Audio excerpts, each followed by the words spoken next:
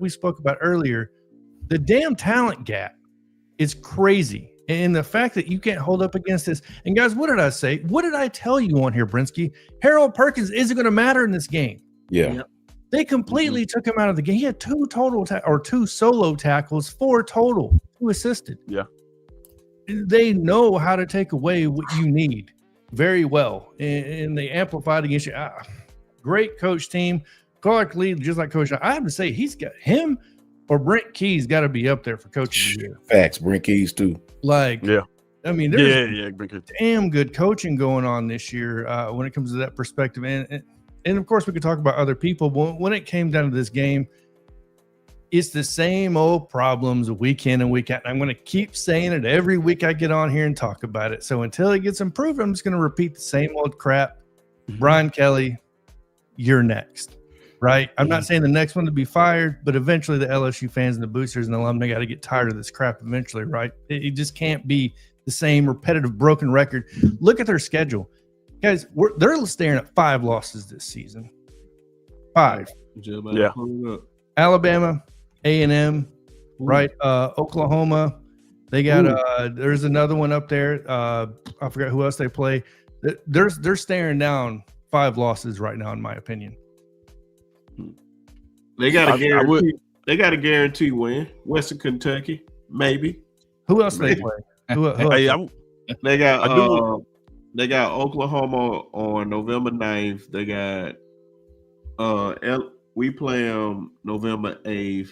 Their next game is this Saturday. Against who? Yeah, against Texas A&M at home. So yeah, we're looking at an 8-5 LSU team. So yeah, we definitely won't have to talk about that, man.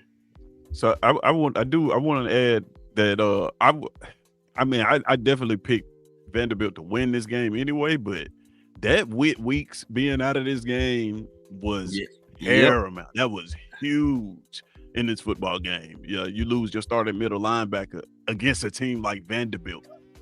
Yeah, they almost had no chance after that. After I saw that, and that was like last minute. Wasn't that just like a last minute type thing? Yep. Yeah. Because I know his brother was holding it down for a minute, but if you had both of them out there, we would have made a difference. But yeah, of course, everybody, man, he's showing up late, but he's on time at the same time too. But y'all already know our good friend from Hall of Fame college football, Oklahoma's own, the king of mayhem. His favorite team is Texas. Y'all should love him. Yeah. The man, the myth, the legend, Jason Watkins. What's going on, bro? You were right there on your good introductions until you start that Texas madness. Hey, I gotta get you fired up, man. I gotta get you fired up. I gotta give you smelling salt. So no, I appreciate it, man. I'm having some technical difficulties, but I'm here, ready to go. Good to see you guys, man. Good to see everybody. Good to see you, Jason, bro. What's happening, man? How we doing? Good to see you, Jay, for sure, man. Pretty good, man. Pretty good. And what did you think about this game, man? Before we move on to the next one. Which one? The LSU Vandy over LSU. Listen, we were kind of talking about that a little bit this morning on the Rise and Shine show, and I tell you what, I mean, I'm a fan of Diego Pavia, number one, but this guy he gets in there and balls out, does his thing, and Vanderbilt's doing their thing. I think what I was catching the back end of what Jonathan was saying. LSU's in trouble. They're not really doing anything very good. I don't understand why you're still sticking with Nuss when he's clearly injured or something's going on. Their offense is pretty putrid. I think they were a little better this week than they had been, but man, there's just something about this Vandy team that they're just not afraid of anything. They're going to come in, they're going to give you everything, and if you have excuses, they're going to, or you have some deficiency, they're going to find it. And they're going to give you all the hell you want. I mean, look, man, I'm glad that some of these teams are going to pop up in the way of, I could just imagine what Texas is going to have to deal with them, this year. They had all they could handle that last year too, but I think this is going to be, it's fun to watch. I figured more. You should have been able to expect more in year 4 out of Brian Kelly at LSU, and I think it's pretty obvious that he's not really getting the job done. Hot seats galore in this conference right now, and I think he's on one of them. I think he's got to be on one of them. He can possibly be on it, man. I ain't gonna lie to you. If these last few games he go down the stretch, it can get real ugly. It get real ugly, and I see some hungry teams on that schedule, man. Some hungry teams on there. I think one Coach win. Coach O would have gone in 2 years. B. Yeah. Yeah. I mean, it's not like there's not a precedent to run somebody's ass off whenever they're not getting it done. Oh yeah, man. Hey man, sometimes, man, he asked for this smoke, man. He should have just stayed at Notre Dame, keep getting his 10+ wins every year, go to the college football playoff, and find a way to make it to the national championship. I would have stayed there because it's not too hard, but you wanted to come down here where the big boys was. You wanted this smoke. I don't feel bad for you. It's different down here, especially when you got a program like LSU that got in the great state of Louisiana with all those boys down there. You don't really have to go outside your state.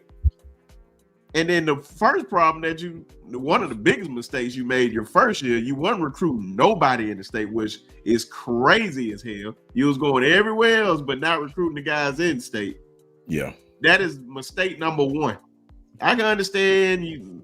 No shots at Mississippi. Even y'all's favorite content creator in Louisiana said that he was out there recruiting 3 stars out of Vegas instead of just going outside and throwing a rock and hitting somebody that could come and play. You know what I mean? Right. One thing about them though, man, their offensive structure this year is just really, really, really weird. I told the guys that I was really high on Garrett Nussmeier in the beginning of the season, but look at Alabama is 100th in rushing right now. Well, LSU is 117th, right? They don't even. You have people like Florida State, Missouri, Georgia, who are right at 300 carries. These dudes only have 198 carries on the entire season, right? So that tells you they slinging it way too damn much. They slinging it way. They were using Nuss. Of course, everybody coming after him because you have no threat, zero threat of a run game whatsoever. At least try to run the ball. They're not even trying. Yeah. That's the crazy thing. They're not even trying. Yeah. So that's why, like, man, it is what it is about this game. Matt Moscato, you already know what you can do. Yeah, it's pretty much. It rhymes with. Nah, I ain't gonna even say that. But I'll leave it alone. But LSU is burning, bro. Yeah, LSU is burning. I got some words to say about it. Some clown show down there. Can you imagine? Sorry, can you imagine if Nuss didn't come back this year? That was that'd be crazy. Think about that. Man, it would have got real ugly. I don't know. Van Buren might actually help him out a little bit. Look at the way he played at Mississippi State last year. He tried to go into. I mean, look at the way they played whenever they went into Georgia last year. He lit it up. I haven't understood a single day that they haven't given this a shot. With Nuss clearly not playing very well, whether you want to call it about if it has anything to do with, you can just do it if you want to say it has anything to do with injuries or whatever else. Don't really matter. To me, I feel like you just have to. You got to figure it out, man. You got to figure it out. Hey, man, it is what I would have done. I would have went to the guy. You know. Yeah. I'm gonna come back to this question about if this job opened up, who would take this job? So y'all keep that in mind. Like, who would take this job? Now, this would be a big time job. So y'all think that over. Shout out to Gelato for the $9.99. Said, Roll Tide guys, give me your top 3 OC at Bama since 2009. Matter of fact, top 3 OCs since 2009. Lane. You got Lane, Steve, and Ryan Grubbs. There you go. I'm not. You gonna appoint Ryan Grubb already? You don't like? I'm not gonna lie, man. Lock. Yeah. Oh man, Loxley. Yeah, Loxley's up there. Yeah, Well, hold on. Hey. That same year, we went out to San Francisco and got our asses smacked by Clemson. See, but they didn't say who won. They just said Brent Venables. You already know. I'm sorry. I got to add Jim McElwain in that conversation because he knew what he had in the top 3. I mean, it's OC.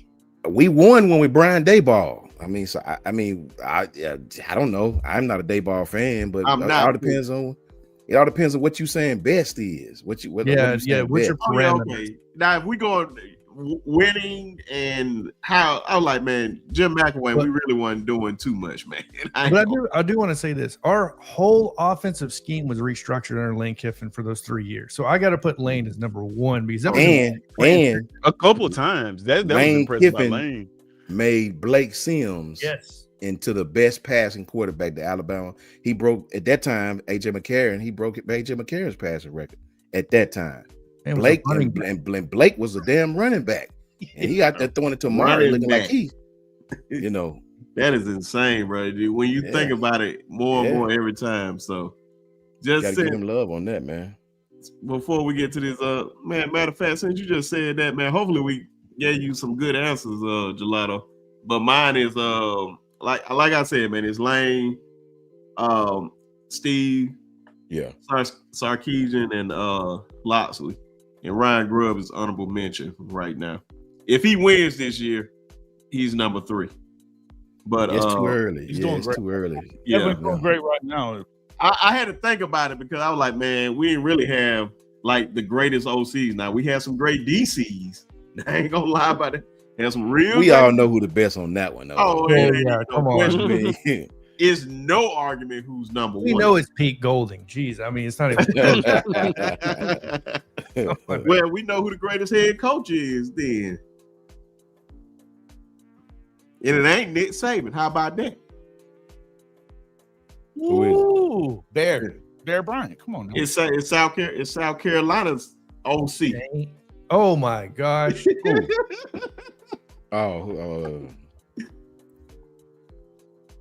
You don't know who South Carolina Coach Al backstage, Bruce. Oh yeah.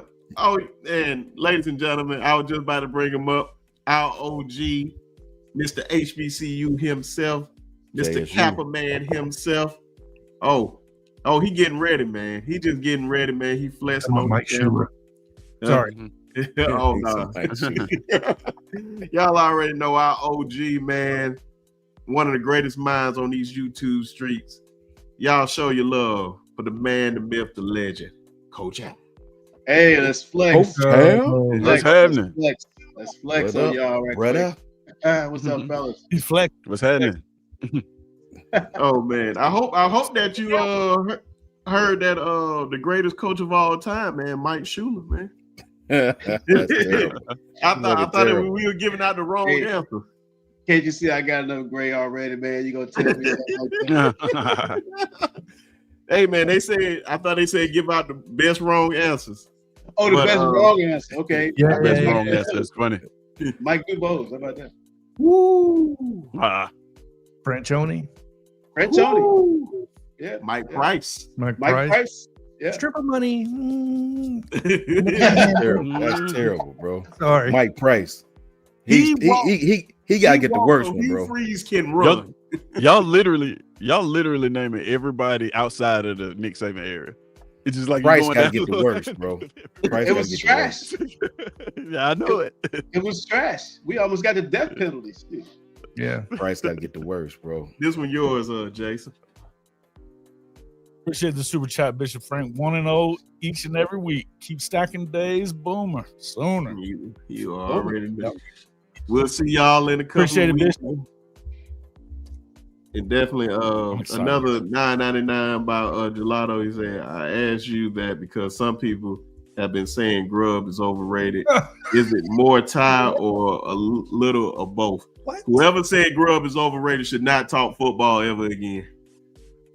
Should never talk football ever again. How can you call a guy over or underrated in year one? Coaching a team. I never understood. I gotta do a Marvin Constant. Yeah, exactly. What Yeah, is that's for sure. No, go tell them to go back and look last year on third down. Go back and look at us on third down, bro. High lows and all they playing. Like go back and look at us on third down, bro. If you can't tell the play calling, you know what our go-to play was last year? Quarterback counter read. Yep. When all else fails, give it to Jalen. Like, come on, man. You can't even compare the offensive scheme of what he's letting Ty do to what we was doing last year. You can't even compare the two schemes at all. It's look at third down if you want to know how good a coordinator is on Matter offense. of fact, that's a great segue into what we about to talk about right now. Let's go ahead and talk about them. Y'all already know who coming up next. My team, everybody get your roll on. Everybody get your roll on. Y'all already know what time it is. Alabama over Tennessee with the interception heard all around the world by Xavier Brown. Oh, man, I was so hyped up in my house when that interception happened, man. Yeah. Big-time players made big-time plays in big-time games. Shout out to Xavier Brown having a great game. Shout out to Yanze Pierre for having a great game. We just needed some type of pass, but we just need one more guy to just come in there and be a disruptor like him consistently every game. I feel like we can be a problem. But since our OG just stepped up in the house, Coach Al, I'm gonna let him get the first word on this, man. We talked about it on the post-game show. What have you came back on Monday to share, my brother? The run game. Danny Lewis not playing. I mean, Coach likes to run duo, and you got to have a good tight end. A lot of times you run an outside duo, and Quavers just can't hold point. Where's Robbie Oots when you need him? I mean, it's kind of down in the weeds, but we got to be able to run the football. And Robbie Oots, those guys last year, if we had Robbie Oots this year, we wouldn't even be talking about running the football. Jaden Roberts had a great game till he got hurt. I thought he played well. His ability to set the pocket is better. You can always need improvement, but it's better. He's not so much overextended. His balance is better. His technique is better. His hands plays a lot better. So I was looking at some of those finer details. Nothing flashy here to make any big nuggets about, but I just noticed that Jaden was a little bit better. He actually can anchor really well. He's the better guy. I think you just got to match him up with 64 and get Danny Lewis healthy. The freshman Caleb Edwards, he's going to be good, but he don't have man strength yet, and he can get tossed at the point because he can't sustain it. And when you're trying to run, and Jam is the kind of guy that if Jam doesn't see the hole, he ain't gonna press it. Right. He's gonna bounce it. And there are occasions when you need to just get me 4 yards. And that works wonders with our play caller, to Coach Sean's point. You got a play caller like Grubb, and you got a guy like Ty that's seeing the field extremely well. And here's the thing that I think goes unnoticed a lot. This is year 2 of him in the same system. He still has his QB coach there, so there's a lot of continuity. It goes back to the 4 C's of success: chemistry, continuity, communication. And those kinds of things. So I like what we're doing. I like that we're able to win a lot of different ways, a lot of different styles. Still a work in progress. It's okay to improve during the season. But I will say that we need to get Danny Lewis healthy. Yep. We need to get him and keep him healthy, because that's going to help with the run game big time. A lot of people may not see that, but it's a ripple effect when you're having to make up for a guy with a deficiency. It has a ripple effect, and other teams can see that, and they'll know how to attack you, how to squeeze you. Quavers is out there. I just squeeze him and push him back. He can't hold that point, man. But Danny's going to give you and stalemate the guy and allow you to do some of your stuff with your duos, some of your movement stuff. That's what I have to say. There's obviously more, but that's what I went back and looked at the game. I really honed in on offensive line play and some of the finer details there, because that's the engine to make the car go. Nothing flashy. Ain't got no big splashes for you, other than the fact get Jaden and Roberts healthy. start him, be done with it. Vandermark, the guy, I'm telling you, he's a backup. Nothing against the kid, but he's limited. First opening play, he's pushed back 5 yards in the back. That's facts. You cannot have that at guard. You just cannot have that at guard. So, yeah. And William Sanders is another name to keep an eye on. That kid has a lot of potential. You look at his high school film. He started to look dominant like he was in high school with his movement skills, his ability to actually dislocate people. He just needs to work on his pass pro a little bit and understanding more of the offense and some of the checks and the calls. But that guy, look out for him. He looks like a player to me. Okay. Coach Sean. I agree totally, man. We talked about Jam last time. I love Jam, but sometimes he get a little bouncy, man. You know, pressing the line of scrimmage. At sometimes he get a little bouncy.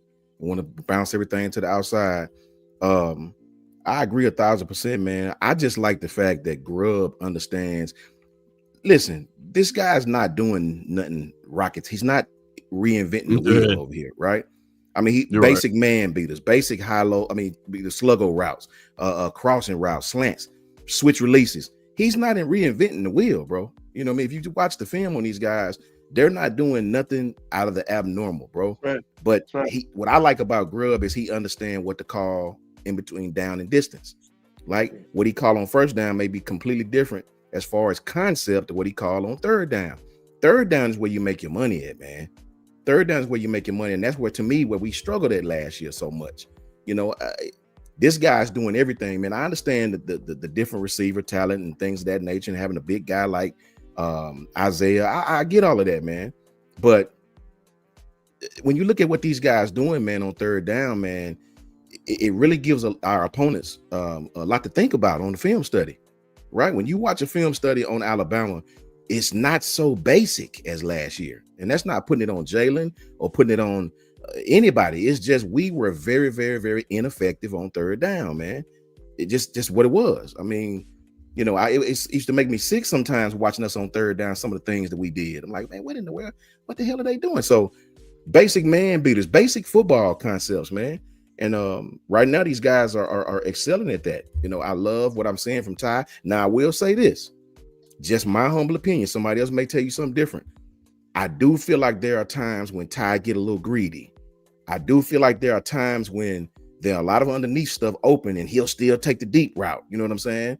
And may possibly throw into a little something. You know what I mean? When somebody was open underneath, may not have been as big of a play, but still moving the chains nonetheless. I do think sometimes he as all quarterbacks do, I do feel like sometimes he take the over route when you should take the underneath route.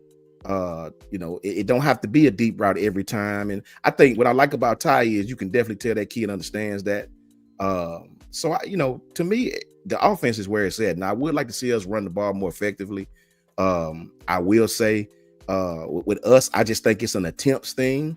We only have like a little over 200 attempts when you have other teams like Missouri, right at Georgia and Florida State who have over 300. I would like to see us run the ball a little bit. I think as the season go on and get colder, I do think you will see us at least attempt to try to run the ball more against some of the teams that we got coming up, right?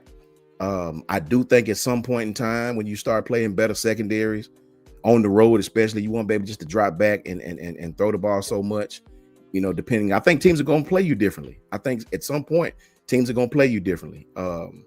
You know, so I really like what I see from these guys, man. I like what I see from the offense. I like the type of offense he's running. I just appreciate a logical play caller on third down.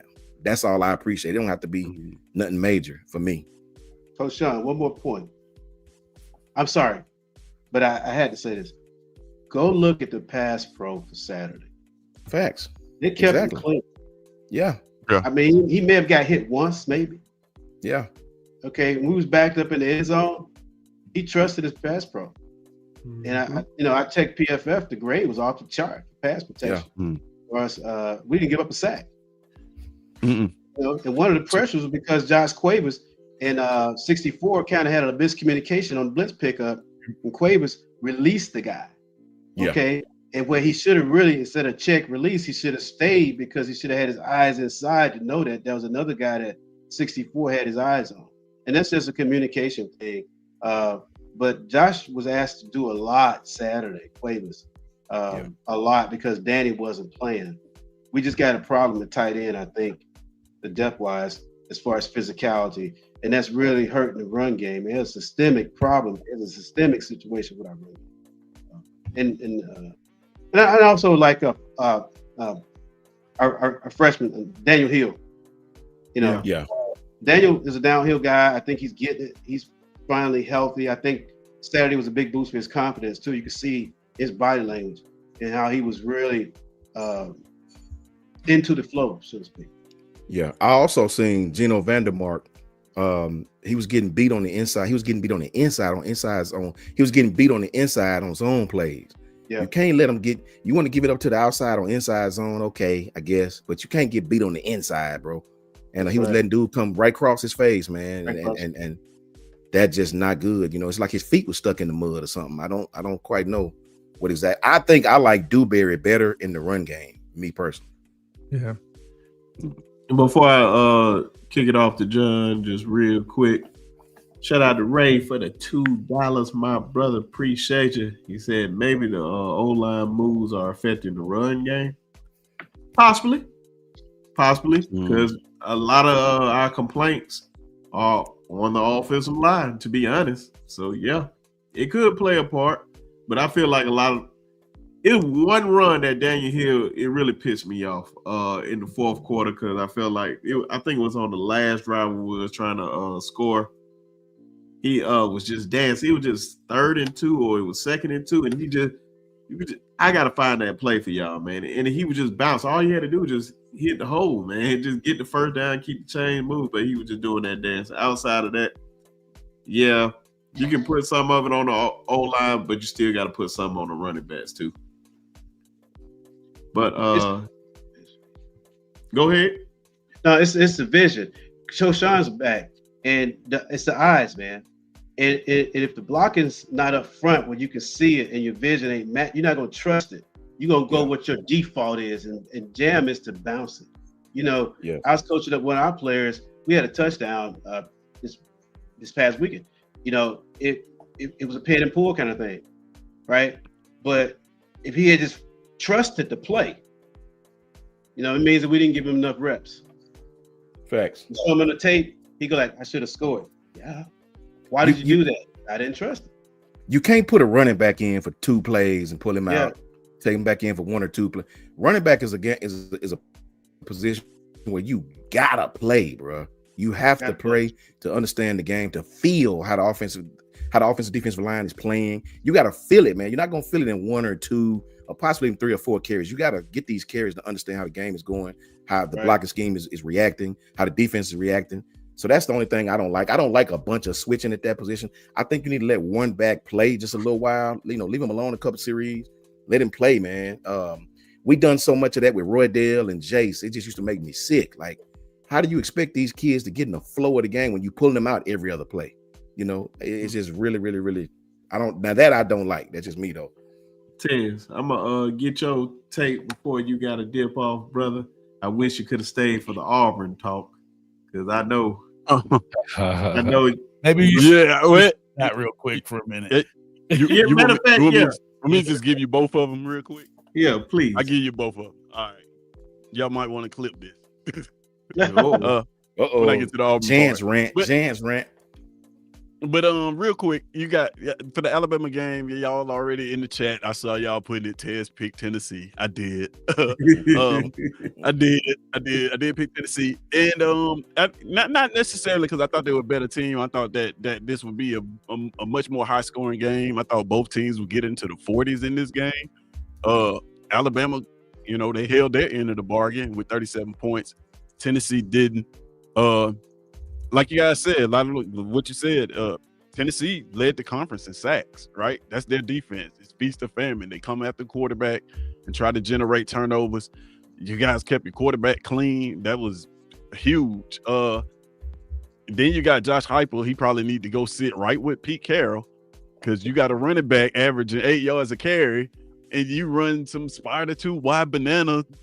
Like, what are we doing? I ain't Gruden. Like, yeah, That's like, what what it are was. you, like, Yeah. I like, know. what I know. are you, like, That's what what are it you was. doing, bro? Like on second down? Yeah, I mean, sometimes these coaches can be so smart that they dumb. And I don't get paid millions of dollars to coach, but I wouldn't have done that. I guarantee you that. I didn't. The reason why I picked Tennessee to win this game because I thought that that running game. Second. No. I thought the lack of running game would show up in this game. Really, what's interesting about Grubb though is that if y'all remember back to Washington, he was really intentional about that running game. Like everything that he did in the passing game was built off of their ability to turn around and hand the football off. And this is not that, right? So kudos to them for, I guess, adjusting to the personnel maybe or what the offensive line doing and crafting a different game plan. This was impressive. Like, y'all know I gotta keep it real. I can't take nothing away from him. Brian Williams showed up in this football game. You got the same Jared Bernard. Jared Bernard was the leading rusher for Alabama in this football game, which is kind of crazy. It's kind of crazy that you can win a football game with Jared Bernard being the leading rusher. So kudos to you guys for doing that, man. Yeah, I don't know what I can say about this more than you guys have said. Yeah, but get to your Auburn tape, man, because I know you gotta go, brother. I know you gotta go. Yeah, bro. I gotta get out here. So I'm gonna try to keep this real quick, but I'm gonna say a whole bunch of stuff that you're probably not gonna hear from a lot of Auburn fans. First of all, I do want to say I want to repeat what I said last week. Get this dude far away from my football team. This was egregious. This was. I'm gonna start at the end. To get in the press conference afterwards and say the words that God sent you to this team for this rough patch of adversity. Okay, first of all, not my God, not my Jesus. Dude, don't put that on him. Please don't do that. Oh my God. If y'all know the amount of times in my life I done been down on 3rd and 17 and he done came through for me with a play action. He 100% in my book. No, don't put that. This is all you're doing.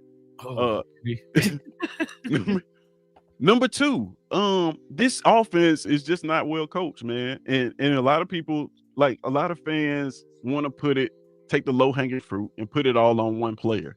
I'm gonna say something that people may not agree with, not even Auburn fans. We're 3 Cam Coleman drops from being 5-1. And I know Cam Coleman is a hot topic. He's a great receiver. He's a name that goes around. I'm not blaming this game on him. That's not what I'm doing. But what I'm saying is, it's so much blame to go across the board. There's no group on this offense that's playing well. The offensive line is turning to loose free rushes. The running backs are not helping out in pass pro. When the tight ends aren't helping out in pass pro, they're dropping passes. The receivers have miscues. We know what the quarterback play is. You can't point to a single position on this offense that is playing well. This is poor coaching. It's poor coaching from top to bottom. You know, I refuse. I said it last week. Like I can't blame a quarterback that's playing up under this guy with this type of coaching. The difference last year, you had Peyton Thorne with 2,700 yards, 21 touchdowns, 12 interceptions. I've been reciting those numbers since last year because I was the one that was on this panel and in the panels on the Auburn channel saying that this is not as simple as you swap out the quarterback and we're going to get better. 2,700 yards. I want you guys to understand that Auburn's leading quarterback in yardage is Damian Craig with 3,200 yards. Last year, Peyton Thorne was 500 yards away from that. So you can't sit here and blame this guy. You know, you can't just blame it on one position. What was the difference between Peyton Thorne and Jackson Arnold? They protected Peyton Thorne a little bit better. KLS caught those deep balls every single time. He's playing on Sundays now. And he's doing the same exact thing. Jarquez Hunter, we complained about the exact same thing last year. We said, hey, you need to turn around and hand the ball off more. Run the football. He got the same sparing carries that Jeremiah Cobb got this year. He turned those carries into 1,200 yards. So it's the supporting cast. As a whole, as a unit, this offense is failing. They aren't producing in critical moments. They aren't producing in the regular moments. We have a Monday through Friday problem. We don't have a Saturday program problem. I like to, I was big on, hey, they're not executing. Situational play calling. Why are you calling this? It's not what's happening on Saturdays. It's what's happening Monday through Friday offensively for this football team. They're not prepared. They just aren't. Now, I give you this. The 4 games we lost were against the 4 best defenses in the SEC. Probably. Statistically, you got Oklahoma, you got Texas A&M, you got Georgia Bulldogs, and then you got Missouri, who's ranked pretty high now. But we were that is an interesting stat because Hugh threw that out, right? But Hugh threw that out for the people that didn't watch the games, right? And didn't see that despite that being a stat, you had opportunities to win each and every last one of those football games if you had just an ounce of more offensive production, right? So I no longer can blame one player. I can no longer blame a player. This falls solely on the coaching staff. I said this off chat to you guys once, man. If you look at the defensive side of the football, you got Coach Crime, who's a legendary defensive back coach. You got Vontrell Willis, who's highly coveted, who I hope we can keep in the boat because a lot of people are going to be trying to get him. Defensive line's playing well. Secondary is playing well. Rock Bellatoni has the linebackers playing well. These are names that are proven. On the offensive side of the football, you have a bunch of Hughes friends, bunch of his homeboys that haven't proven anything. Now, I'm not saying that you got to be a position coach that you have to, like, a lot of times we start naming coaches. We like, well, what did they won? What did they won? Listen, at some point, all of these coaches hadn't won anything, right? But Marcus Freeman is a proven coach, but before he got there, he was a defensive coordinator at Cincinnati. He hadn't been a head coach yet. Then he was the defensive coordinator at Notre Dame. But my point is like, somebody has to give these guys a chance for them to become these big names that we like to throw around, right? But you cannot fill the entire side of the football with unproven guys and then expect proven results on the field. That falls solely on the coach. That falls solely on the administration. And I don't know what the move is. I don't have any inside knowledge, but I'm telling you right here, right now, I'd be glad.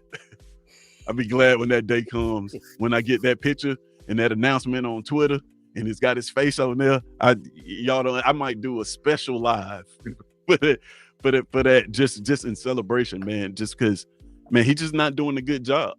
He's just not. I think he's out coaching himself. I think he's stubborn. I think he thinks he's the smartest person in the room, and it's showing on the field. You're not getting production from some of the best players in the country, right? What I said about Cam Coleman is not blaming Cam Coleman. It's blaming what's happening Monday through Sunday because he should not be dropping these passes. You should not be dropping wide open touchdown passes and then looking at your hands. That should not happen, right? You should not have a kicker that is kicking with a colostomy bag and you don't go get a kicker out of the portal. That do you like think about that, for example. Like, we knew this is 2 years in the making. We knew that this guy is having, I don't want to rag on him because I'm not old boy from Barstool, so don't hold it to me like that. But what I'm saying is, if you knew this was an issue, this kid was down to like 98 pounds. We knew this was an issue. And before he got sick, he was perfect.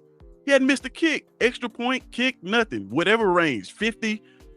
It doesn't matter where you put him at. He was money. And that as a coach, and you don't go into the portal and at least get a backup, right? I mean, we had Towns Magoo, but still, like, you still one injury away from having to put this kid on the field. Man, I don't know what else to say about it. I don't know. You guys, hey, listen. Like I said, this is gross mismanagement of one side of the football is what you're seeing right now. And what my fear is, and this is what I'm telling you, my fear is, we have played great defenses so far during that stretch. He's going to look good against Arkansas. He's going to look good against Kentucky. And then all of the Auburn fans are going to get up and they're going to come on here and say, oh man, see, y'all was being negative about Hugh, such and such and such and such. And then we're going to go play Vanderbilt and play a good defense again. And it's going to show up. It's going to rear its head. That's my fear. So, you guys can do with that as you will, man. Well, I'll say this. Flawless victory. I'll take your kicker. Yeah. Yeah. Sorry, Connor Talty, but at this point, I'll take McPherson. Yeah.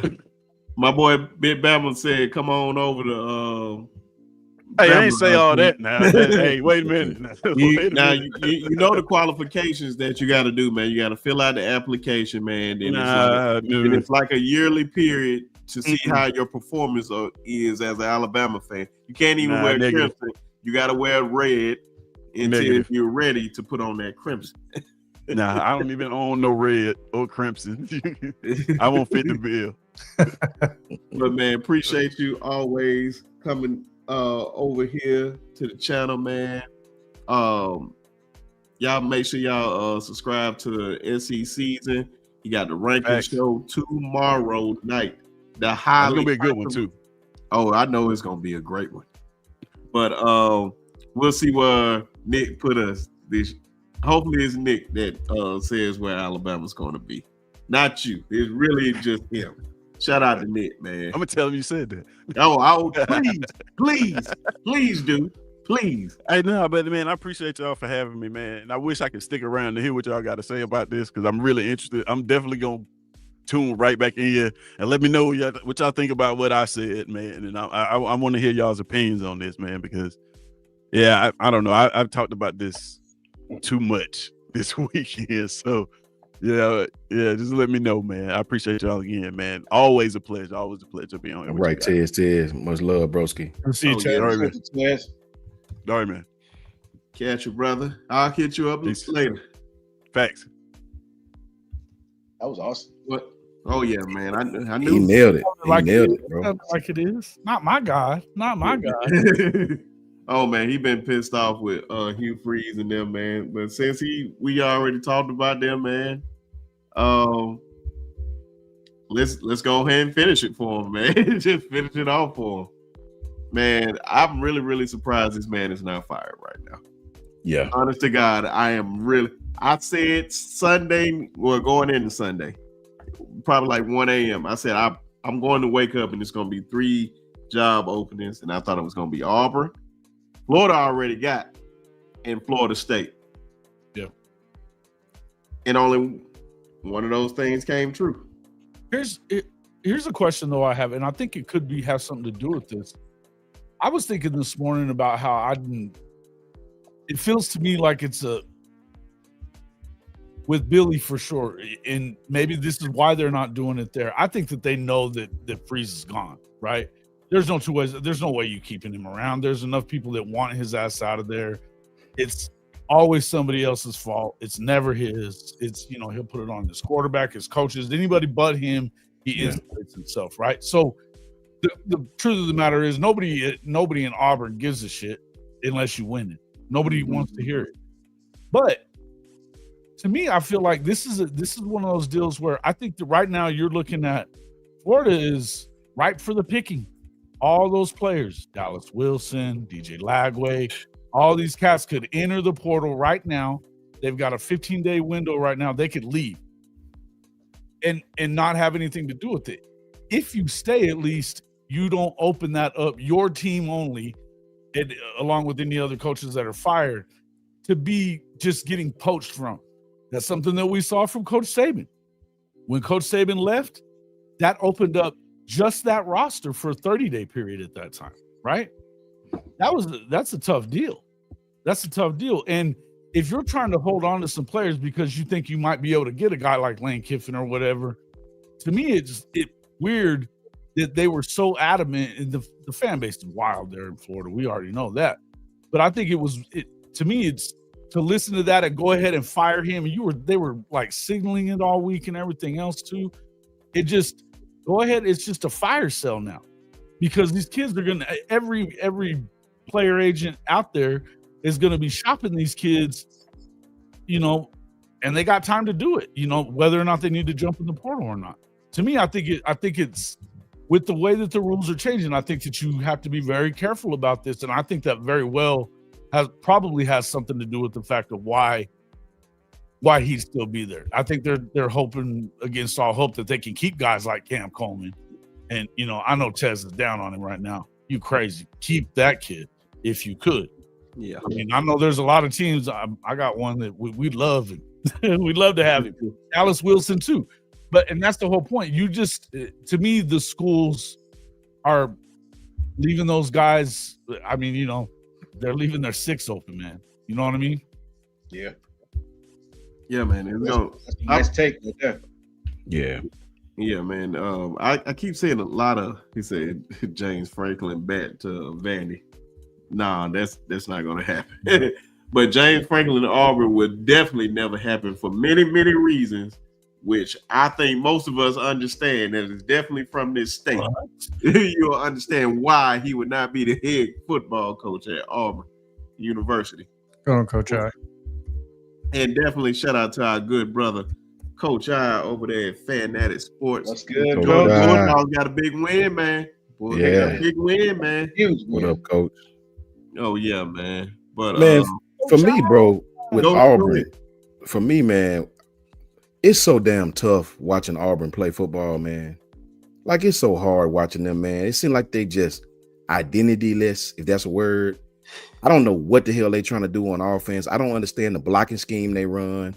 I try to figure it out. I try to rewind. I'm like, I don't understand what they're trying to do in the run game.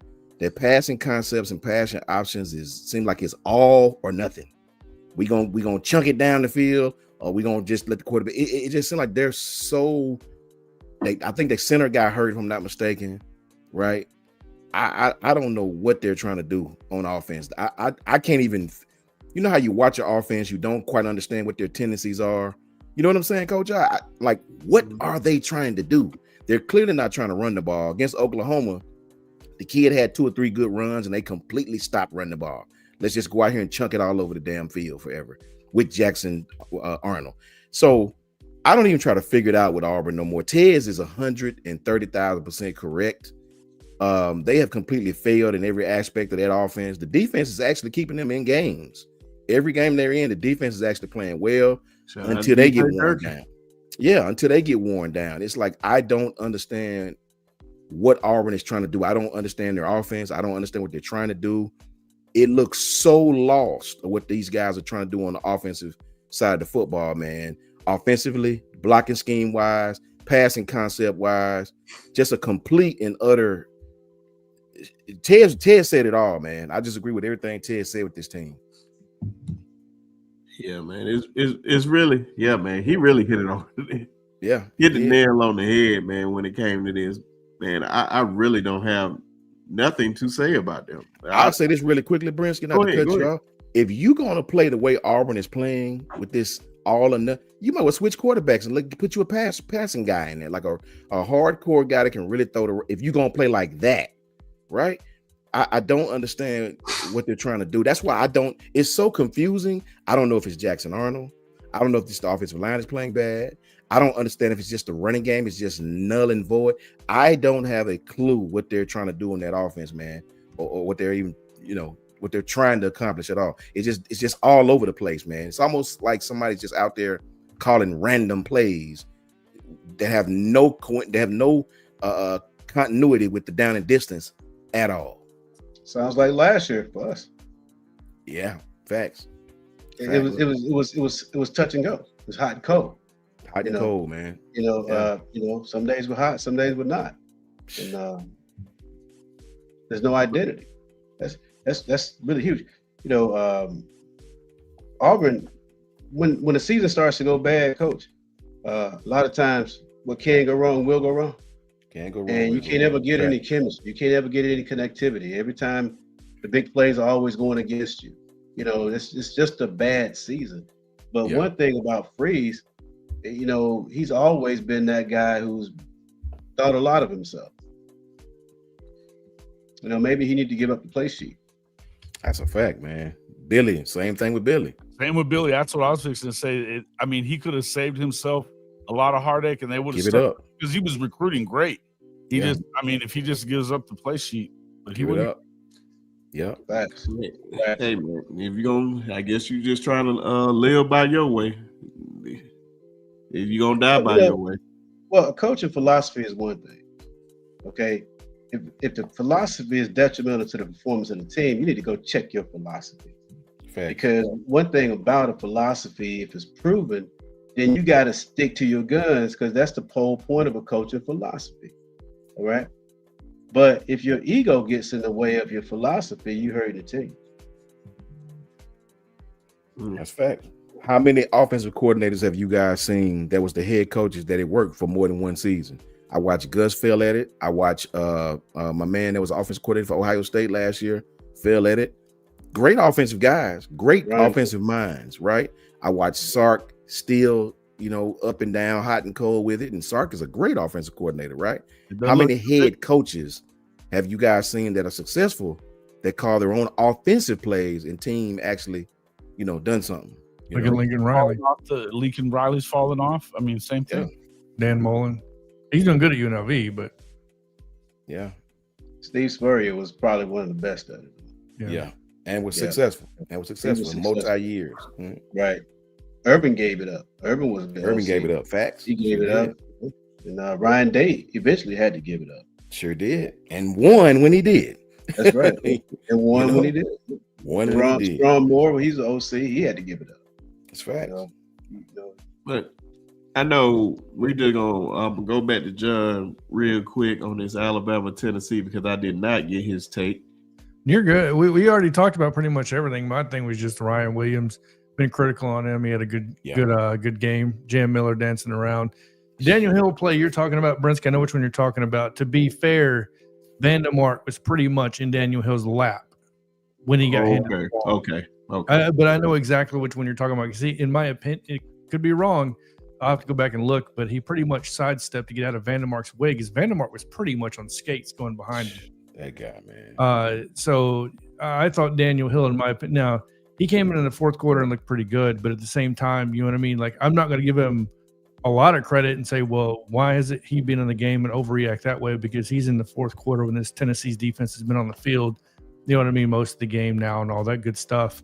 I do think he's a force to be reckoned with, but when it comes to purely just handing the ball off, I think Daniel Hill can be that guy. But I guess my question to you guys and in the chat is Damani Jackson starting to disappear from this defense? His snap count is continuously going down.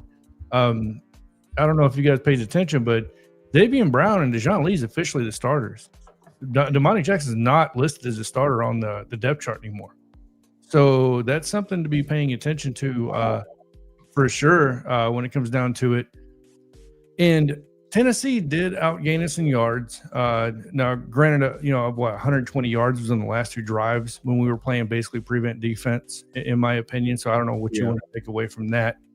And I will say this, Alabama's defense did get lucky a couple times because Kinselman dropped 2 first downs, right? And one of them was like a 25-yard throw right in his hands, and he just dropped it. And he normally does not do that. So I think our defense is still a little suspect. I thought it looked pretty good, though, against the run, in my opinion, considering the fact that we started the year and we couldn't stop a nosebleed, right? So, but I'll just pretty much leave. Oh, and one more thing. Dude, our safeties have to stop with these horrible angles. My God, one of the longest runs for Tennessee came off of it was actually Deontay Lawson, actually. Yeah. You know what I'm talking about, Coach? Lawson in the same hole. Man, that blew my mind. I'm like, how do you miss him? And I'm a fan seeing that. You know what I mean? So Right. Yeah. But I'll leave it at that. Bad angle. Well, Lawson played it right in terms of force, but Sapp thought he was force and he was support. So I don't understand. And you can see it. You can see the cutback. And you still overrun it. Overran the play. Yeah. Way overran. Like, the same hole, man. Come on, man. What the heck's going on? Y'all brought that up on the post game show. You did? All right. So yeah. They did. Hey, okay. Don't look now. And I'm not using no names, but anybody that played this game in the chat, you know this is true. Sometimes when a defensive, and I know this personally, Sometimes when a defensive back don't want to tackle you, they'll take a wrong angle and you know what I mean? When a defense, I'm telling you, when it's fatigue, just don't want to. I see it all the time. When a defensive back don't want to tackle you, business decision. Hey, Red Morgan trying to get on the field because he was bringing it. Red was bringing it. Okay. Red played his ass off. Fat. Red. Hey, Red's been practicing like crazy. He actually outplayed Deshaun Jones. He did. Yeah, That's why he was on the field. You right. You can tell he's been practicing like crazy, man. They got to put some good film on tape. What's on his practice name? film. That the wide receiver from Tennessee. His name was Brazil? No. The other guy. Staley? No, the one that was giving Deshaun Jones that work. Staley. Oh, Staley. Yeah, because what it seemed like when they brought Red in, Red held his own against. He was physical with him too. Staley's a damn good receiver, to be fair. I know. You know what I mean? So yeah, no. Red Morgan deserves a lot of credit. And I'm just going to say this: I was 5 blocks from the stadium at the apartment complex. We had our doors open. I just want to say this: on that 99-yard interception return, it sounded like the damn stadium was inside the apartment. I was like, so I knew something was coming because on the TV, it's like a 4 or 5 second delay. And I could hear the screaming. And I'm like, something just happened. And we turn over the TV. And I'm like, oh, well, I guess that's it. Man. But, so shout out to Brian Denny for showing up. Yeah, definitely shout out to Brian Denny. I know Ryan Grubb said in the press conference today, he said, I coached in the NFL and I've been to other places. He said that was the loudest environment he has ever been in. Holy smokes. So that says a lot. Wow. That's where we need to keep Brian Denny, especially when those Oklahoma Sooners were hostile environment. But we gonna need it, man. We gonna need it, man. Let's touch base right there because of hostile environments. I mean, speaking of Neyland Stadium this weekend, my brother over there, right there, that guy. He's talking to you. Yeah. We need to.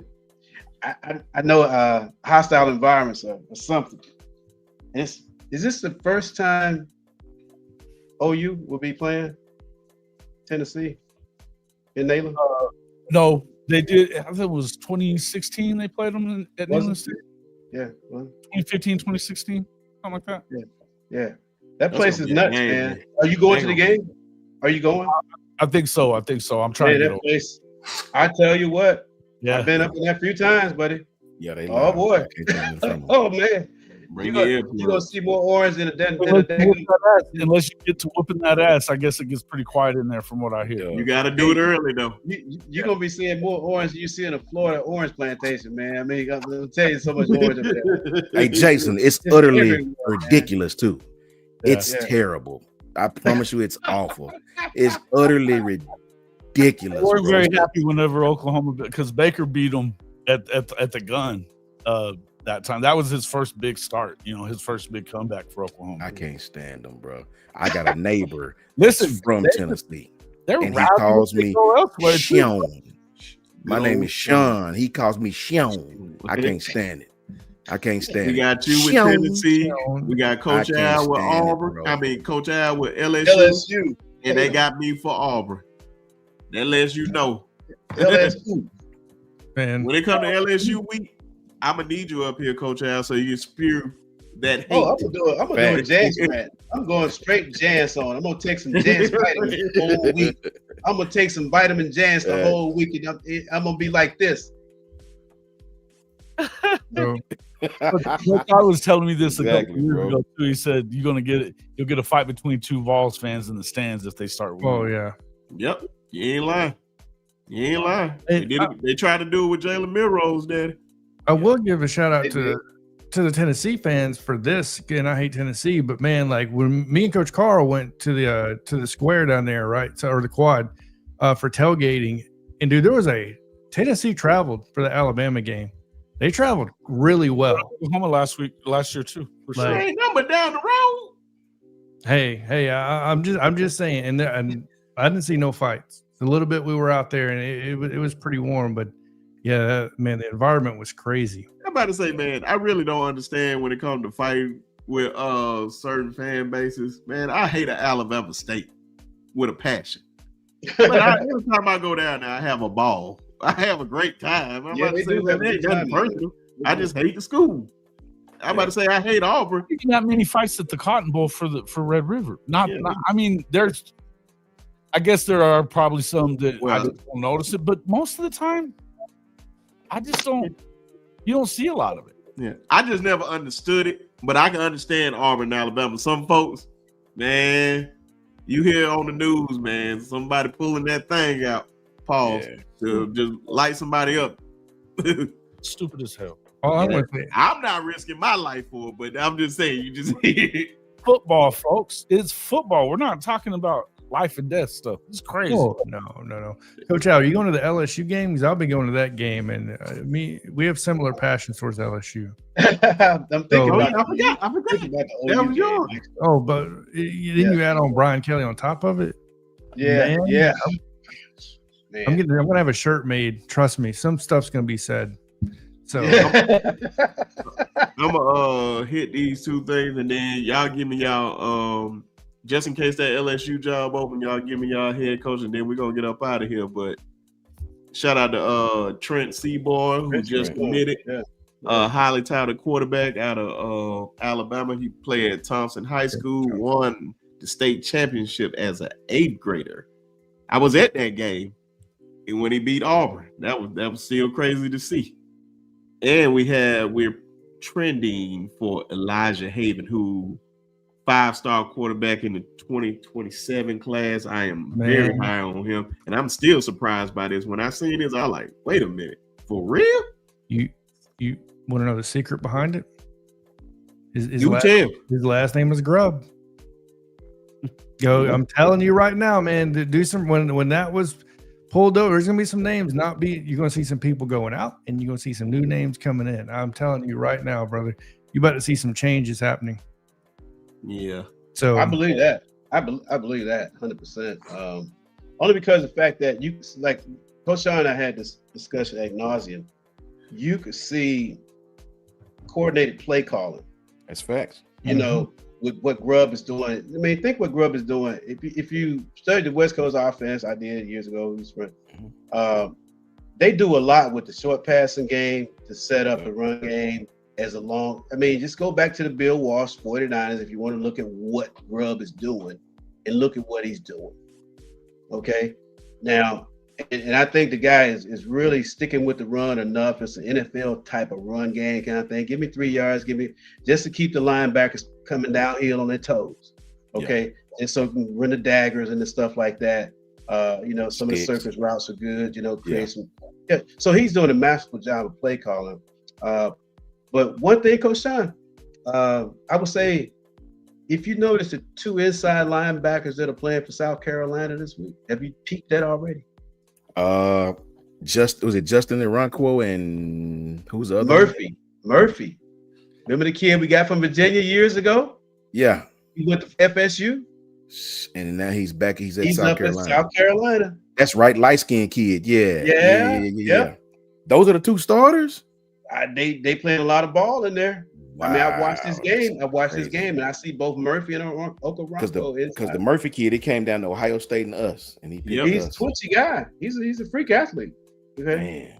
That's what I say. We're gonna see. But quick answers, real quick. LSU job open. Who goes after that job? I think they go after Dillingham, frankly. I mean, I don't know why Florida's not going after Dillingham. Seriously. Yeah. I mean, Dillingham has proven he's a young guy. He brings a lot of juice. He can relate to younger players. And they have a good general manager down at LSU, which means that he can coach football. He has a mentality that kind of matches to kind of the new age player, I think. But who knows whether he wants to leave Arizona State and come to that meat grinder at SEC. Yeah. But if you want to be good, SEC just means more, man. If you want to be that kind of dude, hey, come where the players play, right? All right. I think if LSU get rid of that guy, I think to me, you need a young coach, just like Coach Al said, but you need somebody that's not afraid. You need somebody with some attitude because them Cajuns is different, man. That's a different kind of job at LSU. It is. I think Alex Golish, dude from South Florida. I think he's young enough. I think he got an attitude. I think he run that type of offense. I think he can recruit clearly to South Florida. I think Alex Golesh, the South Florida coach. Does Dan Mullen make a return to the SEC? That would be a hell of a job to go to. I'm not saying that LSU necessarily, because I don't believe Brian Kelly's going to get fired, to be honest with you. It's just way too much money. But I will say this: Lane to Florida, Mullen to Nebraska, and Matt Rule to Penn State. You watch. And I agree with every last one of those. Now, Mullen, here, Jason, what's up with that? It ain't happening. None of those are happening. None of them. If you think Matt Rule is not going to be at Penn State, and Florida is letting it be known, Lane is their number one guy. They did do that. They openly did that. So it's up to Lane. Let's see. I don't think Lane wants it. I don't think Lane wants it. Well, I don't know why you would. Listen, for all the talk about Florida being such a major program in the SEC, I don't see it. They've had 20 significant years in their entirety of the history. The years of the ball coach and Urban. That's about it. Jason, I agree with you because I've made this argument. What have I said to you guys multiple times? They've won 3 national championships outside of that, pretty much. Florida's kind of, in my opinion, but I know what Krishan's about to say. The money is rolling in, right? And then obviously the program, everything's about money nowadays. I'm just going to leave it at that. And they got some guys sitting in those rooms somewhere smoking cigars with a whole hell of a lot of money, and they want to win football games. 10 years ago, I would agree that you would jump at the opportunity if you're Lane Kiffin. 10 years ago, I don't think it's the same thing anymore. I think he's basically shown just this year that it's not the same thing for him anymore. And one more thing. Scott Strickland cannot be there and hire Lane Kiffin. I'm sorry. That does not work. Scott Strickland has to go to get Lane. Right. I think Florida had 2 defensive coordinators as their head coaches in Zook and my man who's at Georgia. Charlie Strong. Yeah, Charlie Strong. 3 and Charlie Strong. And they had my man Will Muschamp. I think when McElwain was there, he actually done pretty well. If you look at his record, he got one of the better records there. Yes. Offensive guy. They just fired him. I think Mullen did pretty well there. He was in the SEC championship multiple years. They just fired him. Napier, if you look at Napier at Louisiana, Napier is a great coach, but he has to have the great staff with him. Without the great staff, he is just not that guy. I think if you bring Lane to Florida, I think some of the better coordinators are going to be with this guy. I think it's just up to Lane, man. It's like Jason said, do you want to stay at Ole Miss and win 10 games and right off in the sunset being right there every year? Do you want to reinvent yourself and come on to Florida? I think when Lane get to Florida, I think he'll get his quarterback. He's already recruited in Florida. I think that fits him. If you look at Lane don't look happy at Ole Miss to me. He's just like, whatever. I just don't see it. He ain't the same Lane. I mean, he's getting older. We'll see. Here's the thing we can all agree on. If Lane wants it, it's gonna be there for him. It's gonna be there for him. I will agree with that. If he wants it, it's there. They'll happily give it to him. We're gonna learn a lot when it's the last game of the season. But I know he's gonna have an opportunity. It all depends if they're gonna have an opportunity to be in the playoffs. If they don't have an opportunity to be in that playoffs, those conversations gonna ramp up. You can bet on that. And that's going to be the problem, by the way. That's why you got to pay attention to this new portal window, because the portal window opens up January 2nd to 12th. And the new rule isn't when you fire your head coach, the portal window opens. That's not applying anymore, by the way, guys. Wow. The 30-day window opens when you hire your new head coach. So that means you got to be on the ball quicker to hire the guy. That way your portal window opens during that time frame, because let's say you hire your guy January 2nd, that means you don't have a 10-day window. Is that what they decided to make it whenever you hire a new coach? It's when you hire. It's no longer when you fire. That's why I'm not understanding what Auburn is doing right now. Because you're only prolonging what you're already going to do. You might well get rid of them now. See what Florida done. Florida said, let's get on with it. Why they were doing that at Florida? Because if that's the case, and I didn't realize that. Yeah. Lane, the one thing about Lane, if Lane has to look at, ultimately, Lane, I think, is into what his legacy is going to be. What he's going to be remembered as a coach. And, program-wise, Florida has a much higher ceiling than Ole Miss. Much higher. Period. Man. And Lane's looking at that. And then the Strickland thing, John, that you were talking about, that adds a twist to it. That does add a twist to it. Don't tell me basketball, because I know he's hired great basketball people, but go ahead. Go ahead. Sorry. I'm just saying, you said Strickland can't be there if Lane is there.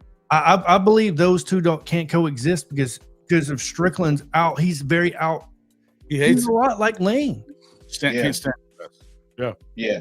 So I believe he would have to be out the door for that to cohesively work. And my question to Florida, which I do believe they would, is if Lane says Strickland can't be there or that dude can't be there, because look, he has a bad track record of hiring coaches at this point, according to their alum and boosters. No matter what your thoughts are on, and I agree with you, Coach Sean McElwain, and all he hired those guys. They've all been duds. So I think he out the door with him. I agree with you too. I believe you. Yeah, I agree. Man, listen, Florida, even more than Florida State, because Florida State is in a conference that's not going to support their worth. Florida is a sleeping giant program, bro. Yep. All they need is the right coach in that fertile ground, the right offensive guy to come in there with some swag, make it fun again. And I promise you, bro, that program is dangerous. So what you're saying is Urban Meyer 2.0. I hate to say it, but that's kind of, in my opinion, that's what my mind goes to. I heard what Josh Pate said about this job. He said they fell behind on their facilities and all that stuff, all the stuff in the background. Everything is pretty much up to par to today's football. And they're redoing their stadium. 300 some odd million. They said that he said, you think that job ain't top job. That job is a top job. He will leave Ole Miss in a heartbeat, man. Man, it's Ole Miss. It's like cap. Jason is right. It's what do you want? You're gonna win 10 games every season at Ole Miss, and you already the best coach they never had. When you look at what Lane has done, I mean, they say, well, what has he won? Hell, what has anybody won there? Right? He won more games, or I think he's the only guy with an 11-win season there. Only one. And he's got what, four 10-win seasons? I think going to Florida, he gonna compete with. I just 3 out of 4. We'll see. We'll know soon enough. Shout out to Ray for the $2 super chat. He said, "Who replacing Dabo?" I don't think Dabo going. He got a lifetime pass. Yeah, he's literally the greatest head coach in the history of that school. He is not going nowhere. And yet, the dude is just going to sit there and gaslight everybody's ass instead of doing anything about it. If I would fire him for all the shooting. He know he can talk to Clemson people that way. I ain't gonna lie, bro. When he went on that rant and said, fire I have another job next week or something like that. Look what you did before I got here. You know what else he's been saying though too is going around and still saying to boosters, from what I understand, that he's out there saying stuff like, "Oh yeah, this is what paying players get you." But when they started off 1-3. Yeah. We don't put this on the players, really, and them getting paid. I mean, if I'm that booster, I'm like, what the fuck are we paying you $13 million for? To evolve, bro. Come on, man. You saying something in the chat, John? Yeah, that's one man that knows everything was about to go down, and that's Jimmy Sexton. He richest man in sports, in my opinion. Yeah, he got all the puppet strings. Yeah, he doesn't know what's about to go down. Yeah, he's a freaking puppet master for certain. Yeah, there's about to be a lot of guys getting a lot of money. Yeah, and elsewhere. So shout out to Jimmy Sexton. And appreciate everybody coming on tonight, man. Hey, real quick. No, go ahead. Please, my fault. Real quick though, I was just looking that up because that's not what I was seeing. According to when they fired the coaches at UCLA and Virginia Tech, it triggered a 30-day window for players to enter their names in the portal and start exploring anew. They don't have to, but they can. They can. That's right. Because they were just on. Who was it? JD Pickle, I believe. He was the one saying that now this year, the hiring, because I haven't seen any portal movement at all on 24/7. I was watching it. Who was it today? It was some guys. It was I think it was Poland, a Kublik and McElroy may have been talking about that this morning about these guys, once the coach is gone, these guys can actually entertain the portal. Real time, right now. That's what I'm saying. We gotta get that locked down and get really open. You know, it's just your roster that's getting purged like that. Yeah. So it's saying, okay, so here it is. So the player can enter the portal is what can happen, but he can't go anywhere. He can only enter the portal. Enter the portal, right. That's what. So that's all he can do is enter. He can't transfer to another school. He can't transfer anywhere. So yeah, and they're saying that previously it was a 50, and this is during the season. It was a 30-day window. Now it's a 15-day window until the new head coach is announced. Then they have 5 additional days to say that's where I want to go. Right. Well, at that point, if you enter the portal, though, I mean, it doesn't matter if you can actually sign that day, and you're not going to play that year. No, you won't. But obviously, and I don't think that was ever going to be the case. But you can definitely get a head start on it, and you could definitely be lost from that school too. Yeah, I think 5 games to go, and all of a sudden you got 5 games to go, and if DJ Lagway decides to jump in the portal tomorrow, he ain't going to be there. Well, I mean, this is once again the timelines we got to pay attention to as well, because the 10-day window. So let's say they hire the new head coach and he gets the 30-day window. The new stipulations on the window is also going to take effect this year as well, which means you have a certain time frame to enter, and then you have a certain time frame before you can pull your name out before you can't even move out the portal, by the way. So this is the year where because JD did a really good video on this I believe it was on 3 or 20. I can't remember whichever one he works for. He does a really good job of this stuff. He broke down like these guys could literally get stuck in this portal, not just this year. It can continue into next year and truly be stuck for a year and a half and have nowhere to go if they don't pay attention. Yeah, they trying to deter these kids to stop hopping schools like that. Yeah. And it's really, you got to be careful about it if you're. Yeah, you got to be careful, man. Yeah. I think Coach Reed. I'm a real big fan of Coach Reed. I follow him. Yep. Coach Reed talked about you better have a plan. Yep. You better have a plan of where you better have everything, all your ducks, and you better have a plan. And no more of that. Let me just hop in here and see what happens, man. So here it is right here. So the exact verbiage is the NCAA has changed the rule from when the transfer portal opens after a head coach is hired. The players now have a 15-day window to enter the portal, but this window does not begin until 5 days after the new head coach is officially hired or announced. So actually, it still can't even come into effect till after 5 days after the head coach is announced. So they can't even, right now, technically, according to the NCAA, they can't even enter the portal. So until that guy has been hired. So if it's happening, I don't know how. I'll be honest with you, I didn't know it's happening or how it's happening. Yeah, I'm just reading this. I was just reading this on ESPN from like 30 days ago. So it's I don't know. Let's see here. Yeah, this is from NCAA.org. You better have a plan. That's all I hear. Yeah, and that's what I'm hearing. You will get lost forever. You may not ever play college football again, depending on what type of player you are. And it's just like anything else. If you're either highly sought after and they're telling you to get in the portal, or end up somewhere you don't want to be. Yeah, settling. All I know is Clutch Sports is getting their money. These people telling these kids to do it. They getting their money no matter what happens. Yeah. So that's what the kids got to pay attention to. You got to be careful, brother. You got to be careful, man. But appreciate everybody coming in here tonight, man. Another great classic show. Shout out to Tez for his amazing rant on his Auburn Tigers. Hopefully he get his wish, because I know he is just sick and tired of being sick and tired.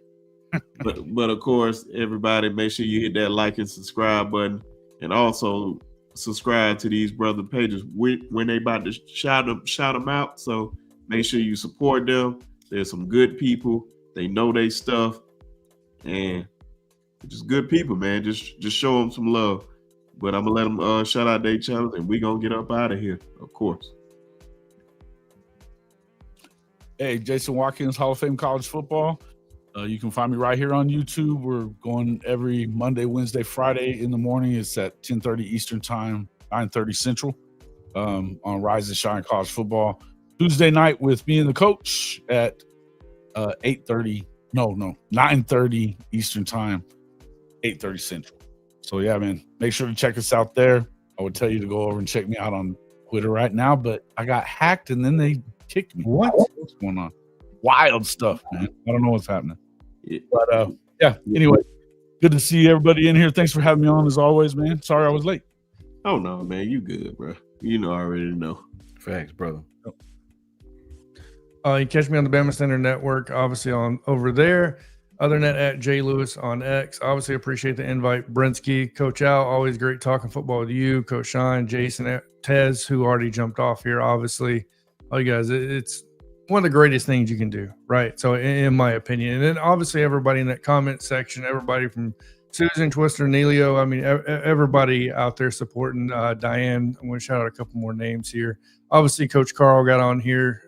See here, Latoya, got to give a shout out to you, Mike Jones, just everybody out there, Mike Jones, Ty Simpson-Burner, so and everybody else that got on here. I love the support and all that good stuff, and yeah. Yeah, appreciate your invite. Yeah, I had a little practice tonight, so I was a little late, but our season's about to wrap, so probably be doing some things, putting some content out there with the channel. THEE, Negative Free Zone, Coach Al. Love to have you join me sometime so we can talk some things over. And appreciate it. You can see me there at Twitter, my Twitter handle and Instagram handle. I'll hit you back. But Jason, good to see you, man, as always. John. Good job. Thanks, man. Brother Sean, man. Bresky, man. I tell people about you guys all the time when I'm out and about. To go and pull up with your channels and support you. And one of the things they'll find is an amazing collaboration among men. That's sort of missed in this world today, man. Men with principles, okay? Men that can get together and talk about meaningful things, and people benefit from it. So that's 100% where I'm coming from. Anytime you see Coach Al talking about that, we always got to stay free so we can maximize our life. There you Coach go. Facts, brother.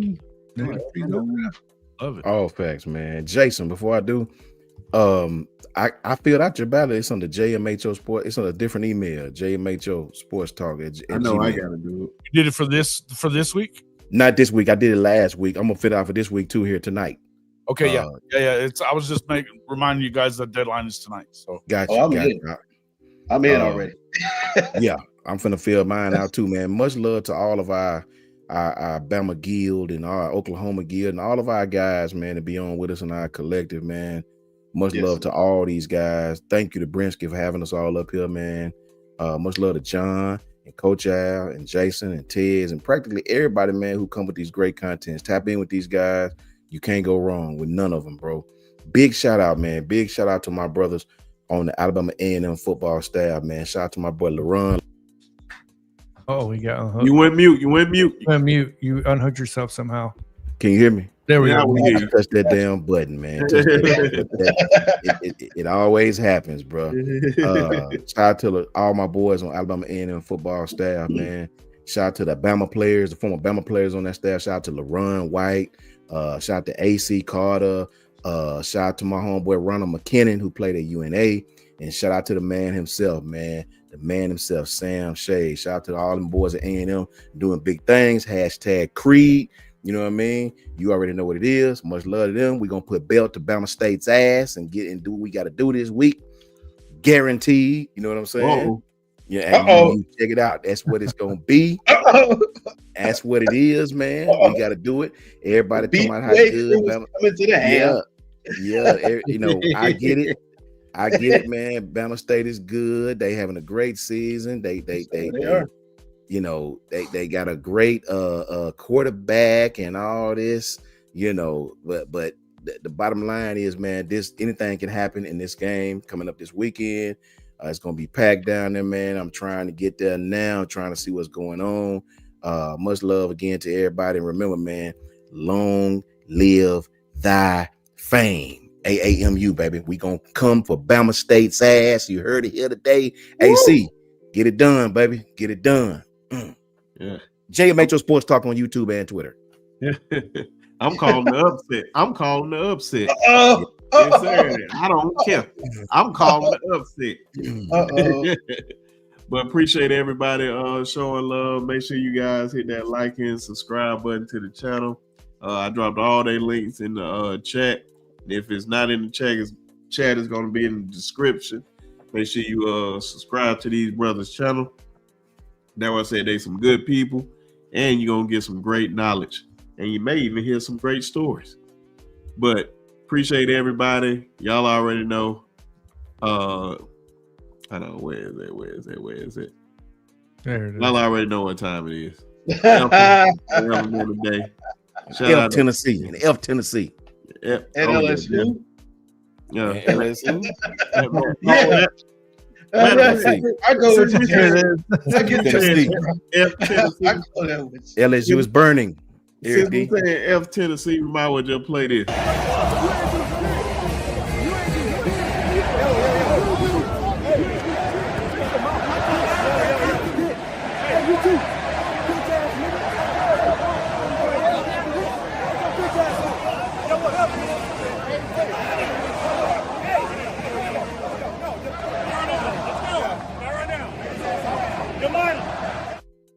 The black hoodie of death. Need that. Yeah. I need that. Yeah. James wanted all the smoke. All of it.